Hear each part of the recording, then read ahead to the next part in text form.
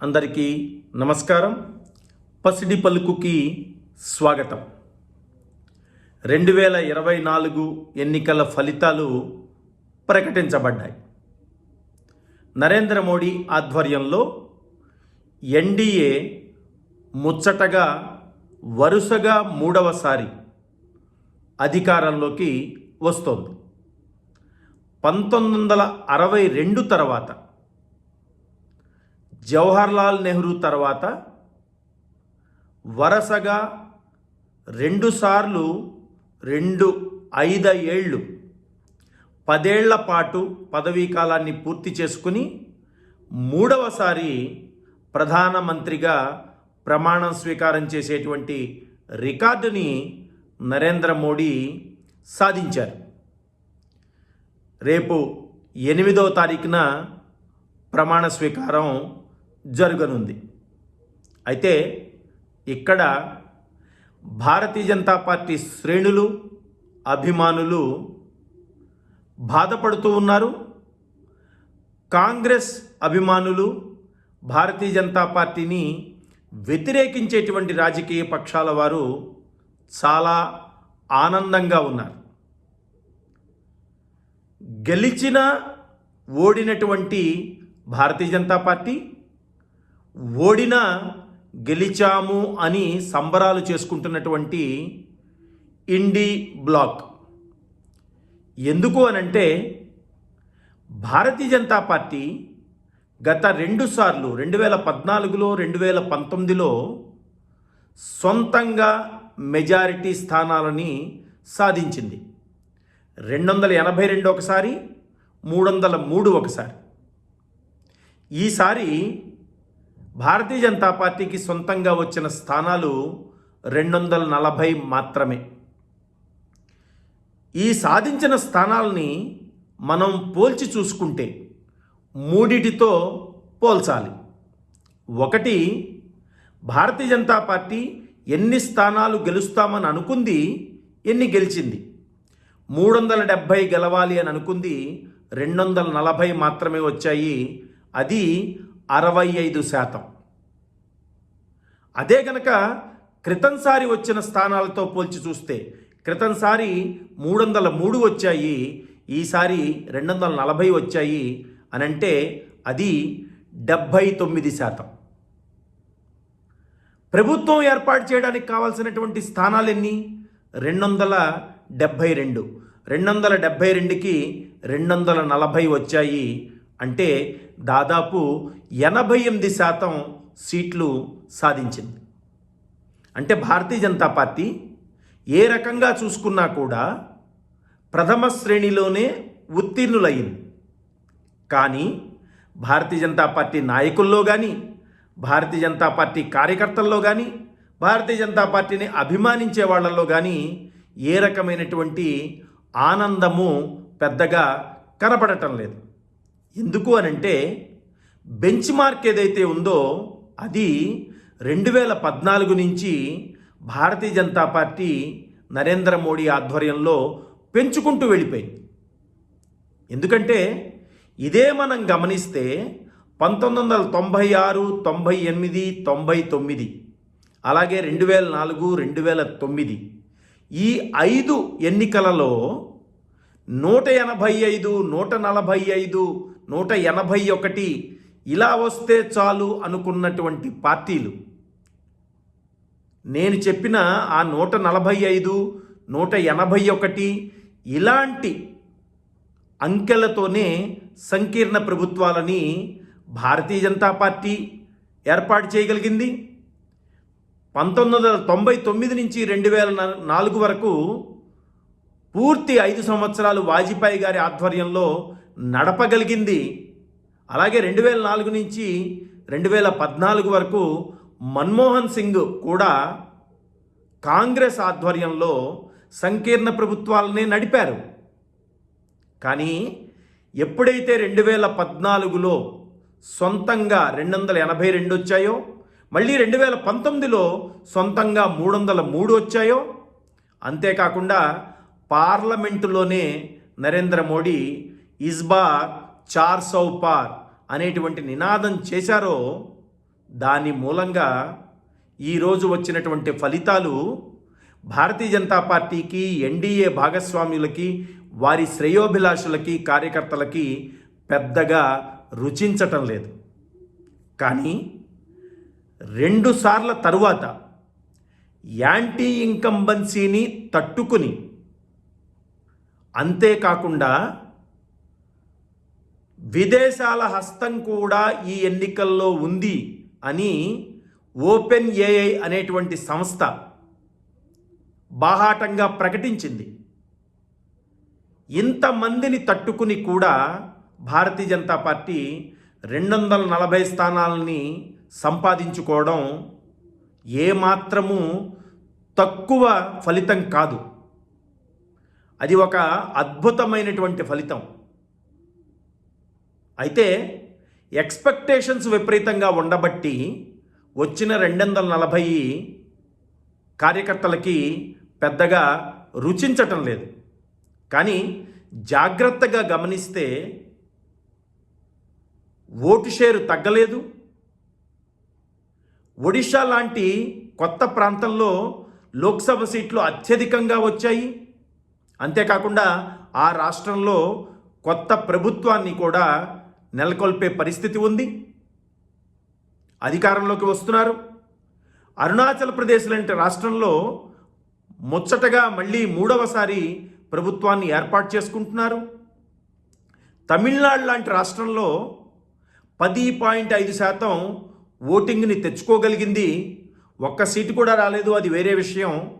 కానీ 13 లోక్సభ స్థానాల్లో భారతీయ జనతా పార్టీ 2వ స్థానంలో ఉంది.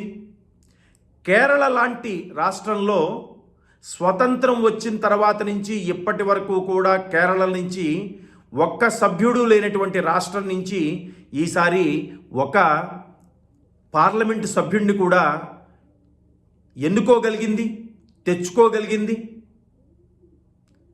ఇన్ని విజయాల మధ్యలో భారతీయ జనతా పార్టీ ఇబ్బంది పడుతున్నట్టుగా కనిపిస్తూ ఉంది. అయితే మనం జాగ్రత్తగా గమనిస్తే ఈ అబ్కా బార్ 400 పార్ అనేటువంటి నినాదమే ఒక రకంగా భారతీయ జనతా పార్టీని ఈ స్థితిలోకి నెట్టివేసిందేమో. ఎందుకు అనంటే, ఎప్పుడైతే మనం ఈసారి 400 ఎట్టి పరిస్థితుల్లోనూ దాటుతాము అని నరేంద్ర మోడీ లాంటి నాయకుడు పార్లమెంట్లో చెప్పడం, తర్వాత రకరకాల సభల్లో చెప్పడంతో పార్టీ శ్రేణుల్లోనే ఒక రకమైనటువంటి అతి విశ్వాసం, లేదు అంటే ఎలాగూ గెలుస్తున్నాం కదా, పెద్దగా పని చేయకపోతే వచ్చిన నష్టమేంటి అనేటువంటి నిర్లిప్తత వచ్చిందేమో. అంతేకాకుండా భారతీయ జనతా పార్టీకి సహజంగా ఓట్లు వేసేటువంటి ప్రజలలో కూడా ఎలాగూ 400 సీట్ల పైన వస్తాయని అంటున్నారు కాబట్టి నేను వెళ్ళి ఓటు వేస్తే ఏమి, వెయ్యకపోతేనేమి అనేటువంటి ఆలోచనలు ఏమైనా వచ్చి ఉన్నాయా? ఇవన్నీ పక్కన పెడితే 400 దాటి గనక భారతీయ జనతా పార్టీ సీట్లు గెలుచుకుంటే రిజర్వేషన్లన్నీ తీసేస్తారు, రాజ్యాంగాన్ని మార్చేస్తారు, మైనార్టీల హక్కులని పూర్తిగా చెరిపేస్తారు, ఈ దేశంలో ఇంకా ప్రజాస్వామ్యం ఉండదు, ఇవే చివరి ఎన్నికలు అవుతాయి అని చెప్పి భారతీయ జనతా పార్టీ వ్యతిరేక కూటమి చేసిన ప్రచారాన్ని ప్రజలు ఎక్కువగా నమ్మారా? దానివల్లనే ఈ ఫలితాలు వచ్చాయా? ఒక రకంగా చూస్తే నిజమేనేమో అని అనిపిస్తుంది. కానీ జాగ్రత్తగా గమనించండి, మనం భారతీయ జనతా పార్టీ ఎక్కడైతే చాలా బలంగా ఉంది అనుకుని సీట్లు వస్తాయి, ఈ మేరకి సీట్లు వస్తాయి అని అంచనాలు వేసుకున్నారో ఆ రాష్ట్రాలు కనుక మీరు చూసుకుంటే మహారాష్ట్ర, గుజరాత్ ఇవి రెండు కూడా పశ్చిమాన ఉన్నటువంటి రాష్ట్రాలు.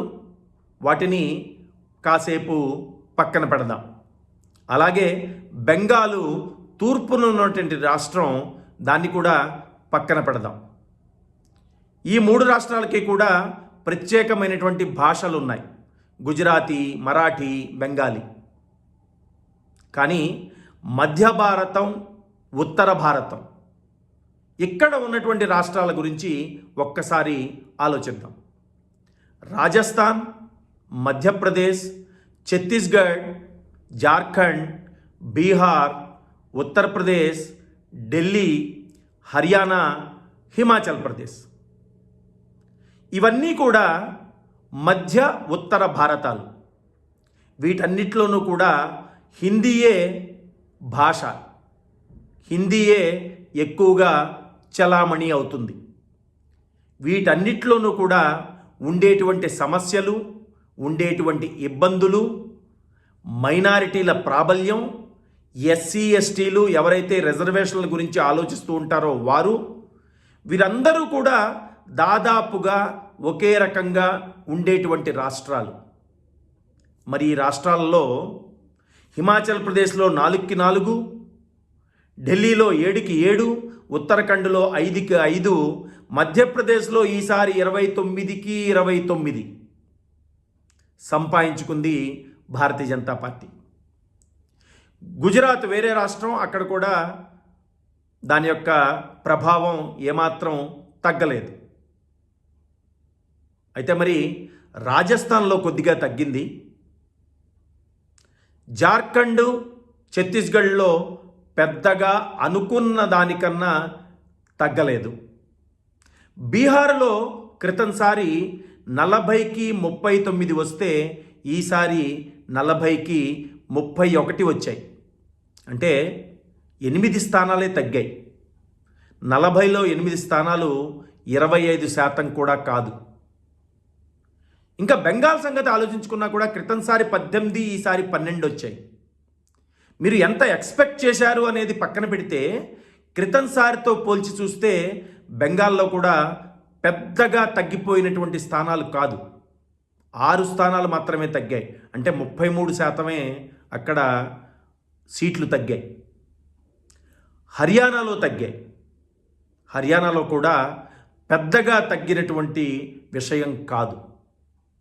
కానీ పరిస్థితులన్నీ ఒకే రకంగా ఉన్నప్పటికీ రామమందిరం కట్టడం మూలంగా ఈ రాష్ట్రంలో విపరీతమైనటువంటి ప్రభావం ఉంటుంది, అదొక వేవ్లా ఉంటుంది, సునామీలా ఉంటుంది అని ఎక్స్పెక్ట్ చేసినటువంటి ఉత్తరప్రదేశ్లో 80 స్థానాలకి 37 వచ్చాయి. క్రితంసారి 62, ఈసారి 37 వచ్చాయి. అంటే ఎక్కడో ఏదో ఉత్తరప్రదేశ్లో తప్పు జరిగింది. ఉత్తరప్రదేశ్లో జరిగిన తప్పుని భారతీయ జనతా పార్టీ అగ్ర నాయకత్వం అర్థం చేసుకుని దానిని సరిదిద్దుకునేటువంటి ప్రయత్నం చేయాల్సి ఉంటుంది.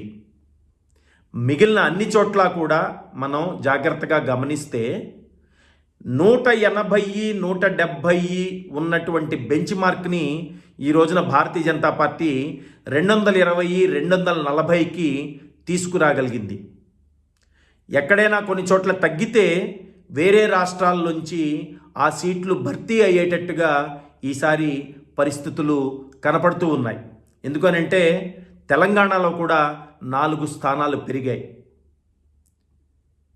ఉత్తర భారతదేశ పార్టీ అనుకున్నటువంటి భారతీయ జనతా పార్టీ ఈ రోజున తన యొక్క ఫుట్ ప్రింట్స్ని మొత్తం దేశమంతా చూపించగలిగింది, ఒక్క ఉత్తరప్రదేశ్లో తప్పితే. రామమందిర ప్రభావం లేదు, పైగా రిజర్వేషన్లు, మైనారిటీల హక్కుల అణచివేత, రాజ్యాంగాన్ని మార్చేస్తారేమో అన్నటువంటి భయం, ఇలాంటివన్నీ కూడా ఉత్తరప్రదేశ్లోనే ఎక్కువగా కనిపించినట్టుగా అనిపిస్తోంది. ఇంకొక విషయం, బహుజన్ సమాజ్ పార్టీ కూడా ఈసారి పెద్దగా తన ప్రభావాన్ని చూపించకపోవడం భారతీయ జనతా పార్టీకి నష్టాన్ని కలిగించిందేమో అని అనిపిస్తోంది. ఇక ఇండి గఠబంధన్, ఇండి అలయన్స్ వీరి యొక్క ఆనందానికి అవధులు లేవు.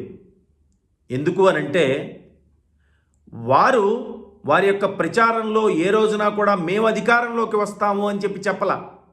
మేనిఫెస్టోల్లో రాసుకున్నారు, కానీ ఎక్కడ మాట్లాడినా ఎప్పుడు మాట్లాడినా వాళ్ళు చెప్పిందంతా కూడా మోడీని రాకుండా చేస్తాం, మోడీని ఆపేస్తాం, మోడీకి ఈసారి 200 వస్తాయి, మోడీకి ఈసారి 250 వస్తాయి, మోడీకి ఈసారి 270 వస్తాయి. ఇలాగే మాట్లాడారు తప్పితే వారికి అందరికీ కలిపి ప్రభుత్వాన్ని ఏర్పాటు చేసేటువంటి స్థానాలు వస్తాయి అని ఏ ఒక్క నేత కూడా చెప్పలేదు. కాబట్టి వాళ్ళు మోడీని ఆపుదామని అనుకున్నారు, అందులో వారు సఫలీకృతులైనట్టుగా అనిపిస్తుంది. ఎందుకంటే మోడీ 3వసారి ప్రైమ్ మినిస్టర్ అవ్వడాన్ని వాళ్ళు ఆపలేకపోయారు, కానీ మోడీ బలాన్నైతే లోక్సభలో గణనీయంగా తగ్గించగలిగారు. కాబట్టి వాళ్ళు ఆనందపడుతున్నారు. అందులోనూ కాంగ్రెస్ లాంటి పార్టీకి ఇంతకుముందు ఉన్నటువంటి స్థానాల కన్నా ఒక 30-32 స్థానాలు ఎక్కువగా వచ్చాయి. కాబట్టి కాంగ్రెస్ నిజంగానే ఆనందపడుతుంది. భూస్థాపితం అయిపోతోంది అనుకున్నటువంటి పార్టీకి ఈ ఎన్నికలు జీవాన్ని పోశాయి. కాబట్టి కాంగ్రెస్కి ఉన్నటువంటి ఆనందం కొట్టొచ్చినట్టుగా మొహాల్లో కనపడుతూ ఉంది. కానీ విషయాన్ని జాగ్రత్తగా విశ్లేషణ చేస్తే అనుకున్నంత స్థాయిలో భారతీయ జనతా పార్టీ ఎదగలేకపోయింది, కానీ ఇప్పటికీ కూడా దాని పునాదులు గట్టిగానే ఉన్నాయి. ఆ పునాదుల మీద మళ్ళీ రకరకాల రాష్ట్రాలలో ప్రభుత్వాలని 2029లో మళ్ళీ సొంత బలం మీద ప్రభుత్వాన్ని ఏర్పాటు చేసే దిశగా భారతీయ జనతా పార్టీ యొక్క నాయకత్వం జరిగిన తప్పులు అర్థం చేసుకుని వాటిల్ని దిద్దుకొని సరైనటువంటి మార్గంలోకి ప్రయాణించే దిశగా ఆలోచించాలి. అంతేగాని మొత్తం ఏదో భవనం పడిపోయింది, ఇంకా భారతీయ జనతా పార్టీకి రోజులు లేవు అన్నట్టుగా అనుకోవాల్సినటువంటి అవసరం భారతీయ జనతా పార్టీ కార్యకర్తలకి ఉంది అని నేను అనుకోను. ఎందుకంటే 1984లో ఇదే పార్టీకి 2 స్థానాలే ఉన్నాయి లోక్సభలో దేశం మొత్తం మీద. అక్కడి నుంచి 303కి వచ్చిన పార్టీకి 240 నుంచి మళ్ళీ ఎదగడం పెద్ద కష్టమైన విషయం అని నేనైతే అనుకోవడం లేదు. ఈ వీడియో మీకు నచ్చినట్లయితే లైక్ చేయండి, షేర్ చేయండి, అలాగే మీ అభిప్రాయాలని కామెంట్ల రూపంలో మాతో పంచుకోండి. ఇప్పటి వరకు పసిడి పలుకు ఛానల్ని సబ్స్క్రైబ్ చేసుకొని వారు సబ్స్క్రైబ్ చేసుకోండి, అలాగే బెల్ ఐకాన్ని నొక్కండి. తద్వారా మీకు నోటిఫికేషన్స్ వెంటనే అందుతాయి.